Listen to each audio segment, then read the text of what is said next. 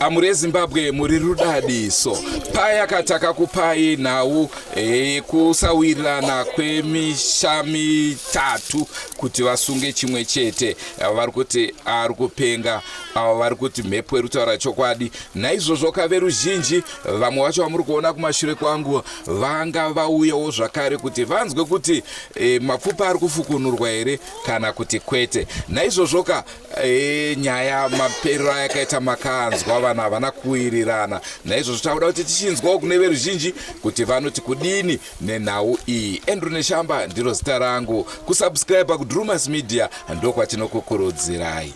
Indonzi Margaret Kasumbu. Saka mhepo ikaide yatomboenda kana kuvana vagogo. Wani watombopenga kana kutomonyawo kana 2-3 pavana vagogo bosi tisiturwadziwawo nechiitiko chakaitika apa gogo wacho achiramba mhuri yacho ichiramba. Saka isi tikukumbira kuti mhepo iyoyo yamboenda unomonyawo vana vagogo kana wani chai kana kutofana gogo kana kutombozviitirawo timboona chokwadi chibude. Indonzi Judith Chabanza. Hai ni chiitiko chakaitika chakatondibata. Ichotonge hama yangu ikaurayiwe. Gogoka adeva tombouraya vari gogo vachona chaivo waza handinozvifarira. Sei vanhu muri kutaura muchiita kunge mune chokwadi chekutoti gogo ndozvavakaita, nekuti nhau iyi kai mamiro ayakaita inoratidza kuti hatisati taakuziva kuti akaita izvi here kana kuti havana. Munhu hapana paangapenge ngomuka achingoti takudai so. Hapana, hakuna zvinhu zvakadaro. Hakuna munhu paangangomuka achitaura kuti mimuri muroi hakuna. Nini ndoitwa Fungisai Shambo. Nyaya iyi inondonzwa kubatikana pamusoro pemunhu akapoterwa wacho. Nekuti takada kuzvitarisa munhu uyu kumusha kwake hakusi kuno. Zvekuti angazoziva mazita ese evana vagogo. Haana ukama nevanhu vane mwana akapondewa. Zvekuti angazive kuti kumusha kwakune muzukuru ainzi Brandon. Dai vari vamwe vambofunga kuti akazoziva sei zita rekuti Brandon, akazoziva sei zita rekuti Jenny. Zvekuti dai vanga vari vamwe kana vaida kugutsikana dai vakawinza munhu anonzi Jenny vangowinza vasikana 5 pana Jenny pakati vaizoona kuti Jenny haimhanya here kunombundirwa nemhepo. Ndopa vaizogutsikana kuti shuwa mhepo iri kutaura chokwadi. Ini Evelyn Kwashure.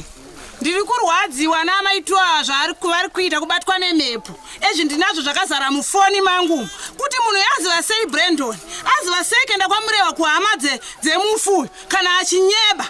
Mhepo yakapotera sei pamupurisa kwaenda kunomangava kana munhu achinyeba. Mhepo iyi ndiri kurwadziwa ndikuti ndaenda kuvana vanzvadzi dzamai ava. Vana vanzvadzi dzavo kuhama dzavo kunaona mutupo navo. Ini ndikona kuti ienda mhepo iyi. Ezvi ndakatichirwadza kuti vadiko kuenda kwayo ndiri kumutuka gore. Vagone kutiniwa mhepo iyi iende kuhama dzavo kana kuvana vavo vari kuramba kuti hazvina kuitika izvi. Izvo zvakaitika. Angarotea kumulagarayo wa 1985. Ndiri kurwadziwa. Ndakaona mai vachijamba vachimburuka ndirotochema musodzi. Ndiri kurwadziwa nazvo. Lloyd Chimushambo. Ndandiri kuti iyo mhuri yachona ikuramba kuti abereki vedu havanoita izvozvo. Ndandiri kuti dai vanga varivo vatsvaga varivo vafambawo votsvaga vanhu kwavo vanofundidza kuti n'anga dzavo kana kuti maprofita vouya votsvaga ivo. Kana zvichinge zvaramba ndongodzokera paya pangotaura veruzhinji kuti mhepo ngaiite basa. Tatenda. Ini ndonzi Christine Pound. Ndauya ndachitanga kusvika mukati menzvimbo ino nhasi. Asi chiitiko chandanzwa ndichiona saizvozvi zvichiri kundirwadza. Ndiri kuti nini danga ari ndiye mufi.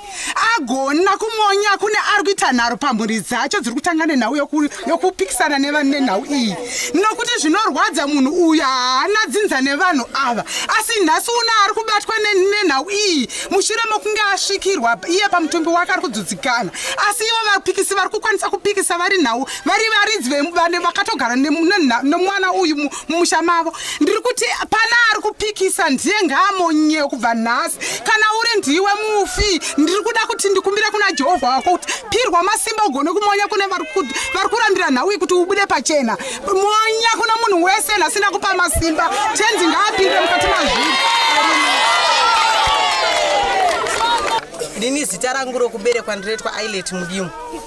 Ndatanga kusvika pano zuva ranhasi, asi ndine kunzwa kubatikana nokurwadziwa. Haisi nyore ndadzika pazasapo ndichiona midziyo yama yavo ikaungana panze ichirohwa nezuva. Munhu otaura kuti ndezvokunyeba. Hakuna manyepera akaita sayaya kuti unongovenga munhu usina kumbobvira wakakumbidzana naye sauti kana shuga ngoti pa 2-3 days wokutaura kuti ndozvaari. Chinhu chandiri kukumbira ndechekuti kune mufi pavana vamai hakuna wanga achitaura zvavanoda. Kune uyo murefu mutete uyu zuva ranhasi vanombofanira kurara vakasvinura, kana mangwana kumabasa avafanira kudzokera. Votombotanga vambofamba usvitsvaga voona kuti ndiyoyo mhepo iyoyo. Kadi mhuri yeZimbabwe, zita ndinonzi Gomba Rashama Ojneg. Ndasvikawo pano muzuva ranhasi, ndanzwa chiitiko chiri pano zvandishamisa nezvandirwadza kuti shuwa kubva 1985 munhu akafa ozobuda nhasi, asi mhuri iri kuwanikwa ichipomerwa nyaya yoramba kuita muonera pamwe nemhuri yakaurayiwa kuti tipedze nyaya kana kuti munhu anochengetedzwa mune zvakanaka, zvinhu zvinosuwisa. Saka ndandiri kuti dai kumufi azviratidza iye aende kune mhuri iyi yakapara mhosva azviratidze nyaya igadziriswe. Chechipiri, ndandiri kuda kuti kumhuri yeZimbabwe kana kune vemutemo wacho iyo protection order yacho dai zvaibvira yaisaitwa kuitira kuti nyaya iyi ibude mune zvakanaka, munhu anotorwa anochengetedzwa kumusha kwake mune zvakanaka. Funga manzwa zvataurwa nevakasiyana-siyana, tonga itinzwe, munoti kudini? Vana vari kutaura kuti madebts ese ari kutaurwa nemhepo aya ndenhema. Kana ichida mhepo yacho ngaibate izvozvi zvikanzi nevadare mhepo haikrengwe, inobata painenge yafungira kubata, apa haina kubata. Kuti vachibvunza mibvunzo yavo hazvina kukwanisa kuitika. Saka vati iyo haisi nhau yedu yekuti musha uyo warwariwa, isusu kwedu kukarwariwa tinorapisa. Saka rapisai mwana wenyu adzikame. Manzwawo zvataurwa neveruzhinji, tonga itinzwe, munoti kudini nenhau iripo. Rangu zita ndinonzi Andrew Neshamba. Senguva dzese mhuri yeZimbabwe tinokurudzirai kusubscribe kuDrumas Media. Drumas Media, taking you to another level.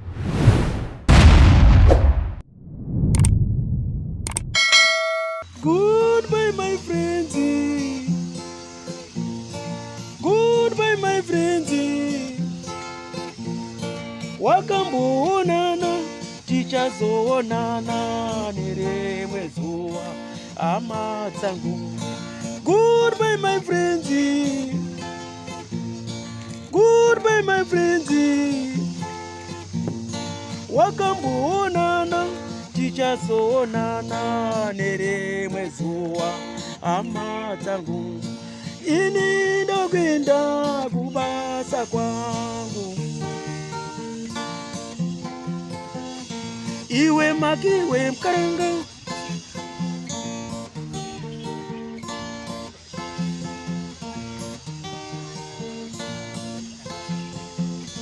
Iwe makiwe mkaranga.